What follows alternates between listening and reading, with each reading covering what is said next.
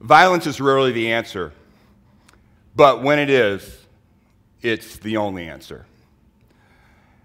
You know, being in a time in the world right now where technology is just so amazing, and our lifestyles have just really given us all sorts of avenues that we haven't had before.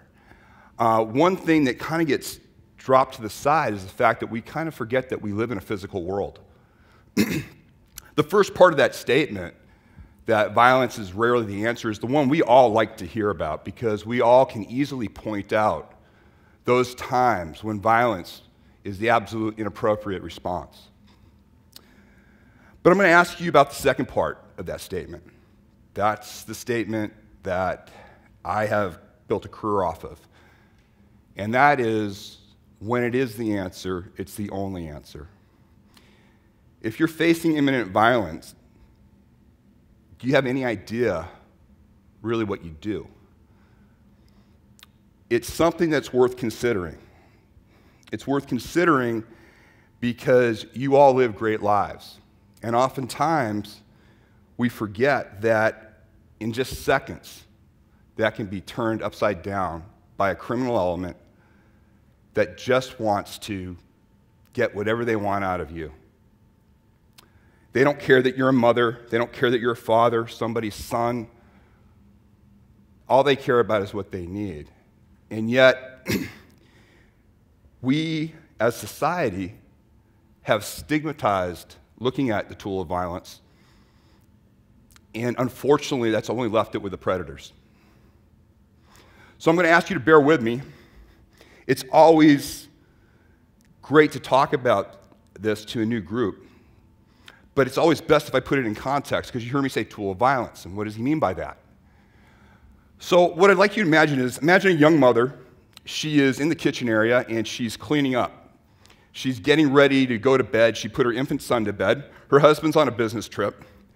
And all of a sudden, through the back door comes somebody crashing through, and a stalker is there who's made his chance. This is his chance to attack her. He's come in.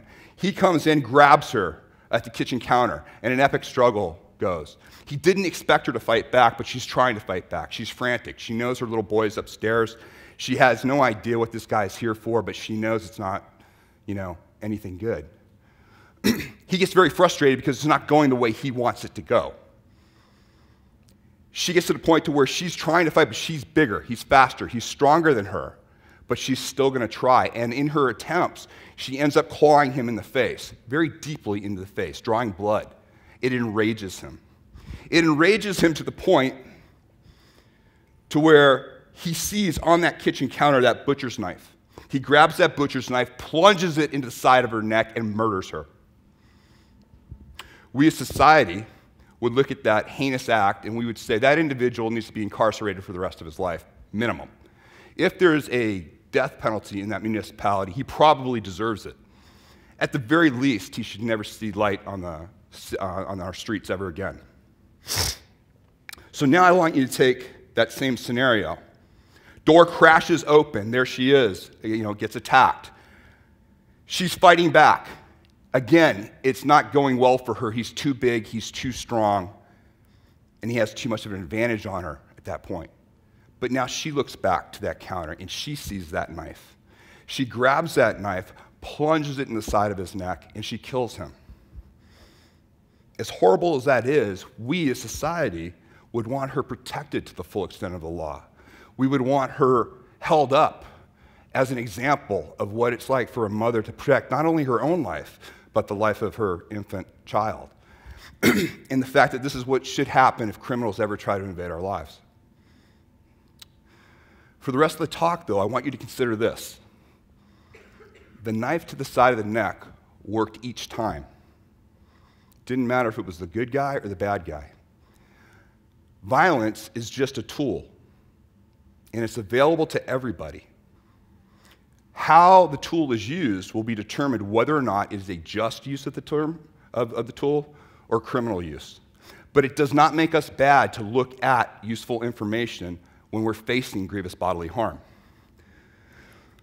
Now, it's always an honor to talk to a group like this because my client base is 70-30. 70% of the people come to me after the fact. Active violence has already happened to them, or a family member, or they narrowly escaped a potentially bad situation. So they're searching for information. The other 30% that come to me have never had that happen to them. They've never had to deal with violence. They sought it out for self-protection reasons. There's all sorts of reasons, but it's great to get groups like that. I'm hoping the majority of you are in that 30%. Because if you come to me after the fact, I can't undo that. I can give you good knowledge, but I can't undo it. The more I can educate people on the realities of violence, the less likely you are, once you have that information, to put yourself in those situations. Anything you can avoid, you will avoid. But in order to do this, we're going to have to bear with some uncomfortable truths. Where do you look for useful information? Is it the combat sports, martial arts, some of the traditional areas that we're looking at? I wish that was the case. Unfortunately, when it comes to the tool of violence, the best information comes from the worst people in society. The majority of them reside in our prison systems. There, violence is currency. It's how they derive their power. So they have to be very specific on how they use it, and they have to be very good at it. The other part that you have to understand about these people, the vast majority of them, I mean vast majority of them, have zero training in combat sports and martial arts. Zero training in combat sports and martial arts. Yet, they are by far the best at being able to kill with their bare hands or improvised tools. Why? It's because they're not trying to compete. They are just trying to injure.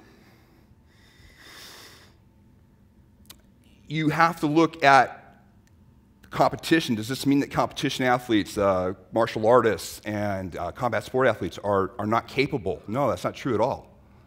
I'm a huge fan of combat sports. I'm a huge fan of the martial arts. I come from that. But there are some realities we have to look at. If you look at the biggest martial arts event that we currently have right now, it's the UFC. Last time I looked at the UFC, there were 31 rules. 31 rules in the UFC. 27 of those rules prohibit injury to the human body. 27 of the 31 rules. Why is that? Because it's a competition. A competition is to pit skill against skill. Athletes train to be incredibly, just incredible athletes and incredible competitors, but competition is not going to do well if injury's in the game. It's not designed for that. And the problem is, as good as the competition guys are, and there are some amazing athletes, they face the same threat that you and I face. And that is a criminal that's going to go straight to destruction, straight to injury. And when you see injuries in combat sports, when you see by accident somebody gets their ankle broken or something like that, you'll notice the competition is over at that point. That person is fully focused on their injury. Injury has no place in competition. It just doesn't. It's not why we do it. It's not why we do competition. Our competition is skill against skill. You have a ring, a ref, and rules. Imagine if a competitor just out of the blue jumped up and just was frustrated. He was losing and decided just to gouge the other competitor's eye. We'd be horrified by that. Gouging somebody's eye out. Horrific. When would that ever be useful information to us? When would we ever need to know information like that? How could we ever justify it? I mean, if we just tried it out in court. Your Honor, I was at the parking lot waiting for this guy to pull out, and as soon as I was going to go in my space, somebody just came right in and grabbed my space. Got out of my car, I was so mad, ran over to that driver, threw him against the car, and I gouged his eye out. Your Honor, I was at the club having a drink with my friends. This guy knocks into me, looks at me, and laughs at me. He tells me that I'm too fat to wear skinny jeans. Threw my drink down, grabbed him, threw him on the bar, and I gouged his eye out.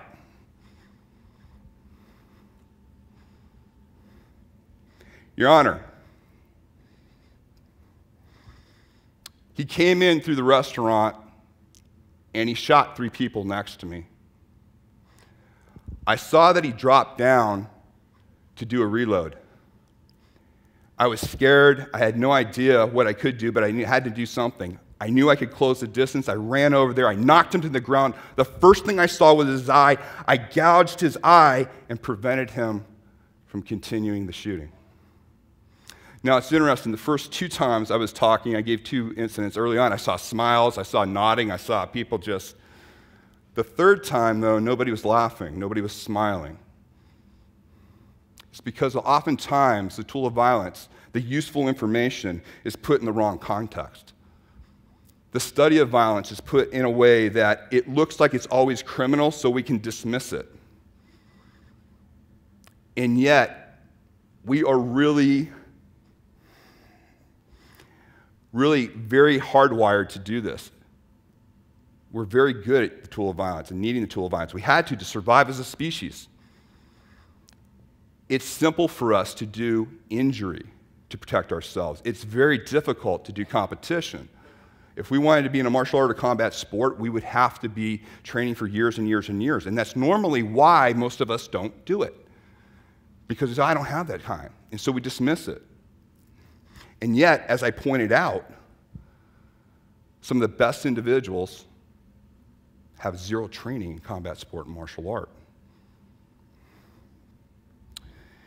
Why is it worthwhile for us to look at injury to the human body?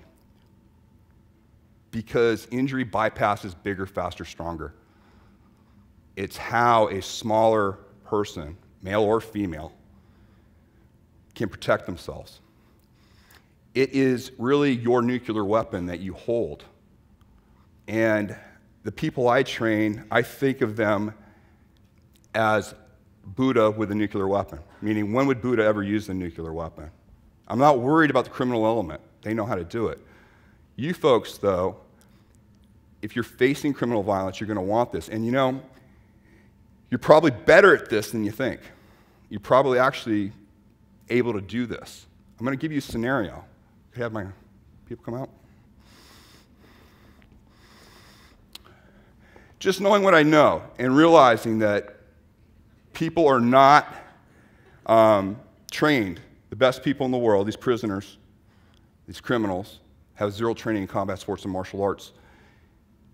If you saw yourself having to use the tool of violence dealing with this, right now, can you look at this scenario and can you see opportunities where you could put injury on the other guy? Do you see places? I'll give you a couple of seconds to look. And what's good about this is there's no threat here. You can actually look. There's no wrong answers right now. You're learning.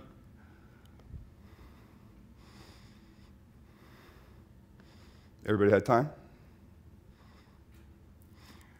Would you want to see what I would do in this situation? Okay.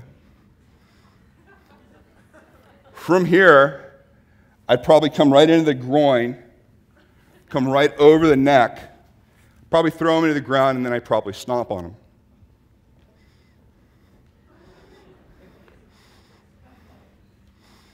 You're laughing.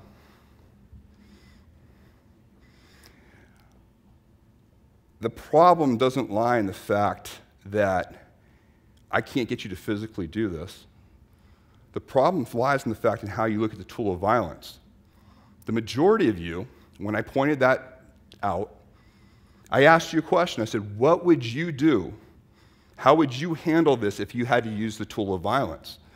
And I can tell from the response, the vast majority of you saw yourself in the victim profile. You started out with, how would I get out of the choke? The story you told yourself was, oh, that has to be me. Why couldn't the story have been, I just finished with the first attacker. I got him in the ground, and I saw out of my peripheral vision, I saw the second attacker. The first thing I could think of was I just started and I just grabbed him and choked him. Why is that not acceptable to us? Why can't that be the story? It's how we've been raised. We've been told not to think like that. We've been told there's never a good use for the tool of violence. And here's the problem. I'm doing a book right now. I'm interviewing a lot of these alpha predators in prison. I show them any profile like that, they never see themselves from the victim's perspective. They never see themselves from the inferior position. They always see themselves on the winning side of the equation of violence. And if anything, they'll then tell you, well, I would have done it like this. They'll try to improve upon it. That is extremely useful information. I can teach you the physical, punching, kicking, I can do all of that stuff. The real advantage, and the reason these guys are so good with no training, is because they only see themselves on the winning side of violence. They only see violence as something where they're superior, where they're doing it. My challenge to you is in the next 30 days. In the next 30 days, when you're viewing a movie, when you're seeing the news, internet, if you see an act of violence, I want you to look at that act of violence, turn off the audio if you have to. Look at it from who's the winner and who's the loser. That's only the good information that you can get out of that. It's going to be uncomfortable. But I guarantee you, once you start that, it's your starting point to being your own self-protection expert. Thank you for your time.